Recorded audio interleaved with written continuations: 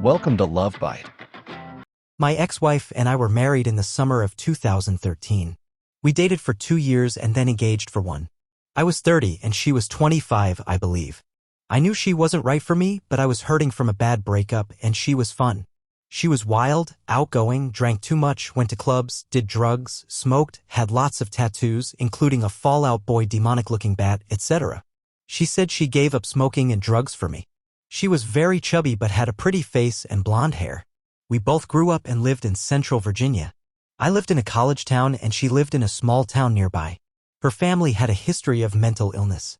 Depression, suicide, anger, certifiable craziness, etc. Her grandpa and aunt both killed themselves, unfortunately. Her mom was nuts, controlling, and insane, and she stole from the IRS too. Story for another time. Her mom owned a nice trailer park. It was actually pretty nice quality. Richer clients and all, mostly retired. And her dad lived next door on a farm. They were divorced but still neighbors. Sick, I know. She cheated on me several times, but I always forgave her because the sex was good. I was a virgin at the time and she gave great BJs. I waited until marriage for real sex but ended up getting drunk and seduced while engaged. Some may call that our ick. Anyway, once she told me she was going on a family vacation for 2 weeks to the Grand Canyon. Wrong.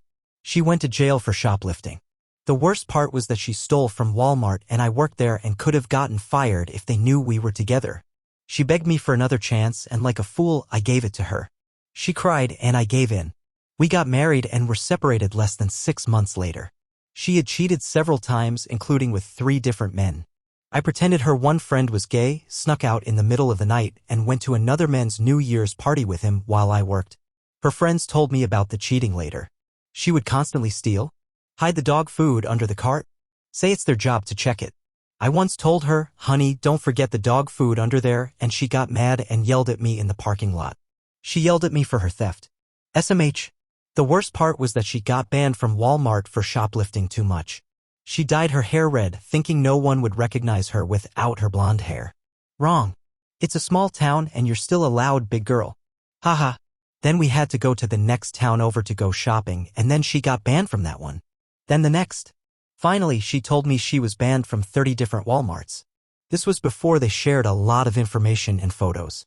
So she's been banned from most of them individually, one by one. She told me this after we were married, but by then I was stuck with her. Luckily, I didn't work there anymore. I got a job at the Wells Fargo call center a city over, but I was so embarrassed they all knew me. We finally separated, but I was determined to do the right thing and save my marriage. I saw a text from a guy. She said he was just a friend and that they smoked together. Back to smoking, it seems. He called her soulmate. Friends, huh? We argued and she got mad. I went through her phone.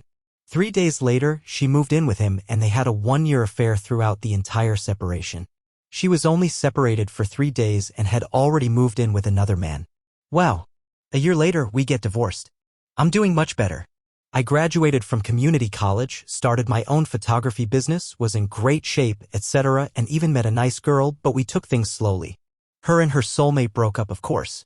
Then her next boyfriend cheated on her, and her next, etc. She now weighed close to 300 pounds. Her next boyfriend hit her. And ended her dog, unfortunately. I was very sad about this. He was a good dog and didn't deserve that, and for a little bit he was my dog too. But she said she wanted bad boys, and boy did she get them. Karma. I don't condone what they did, but dang, be careful what you wish for.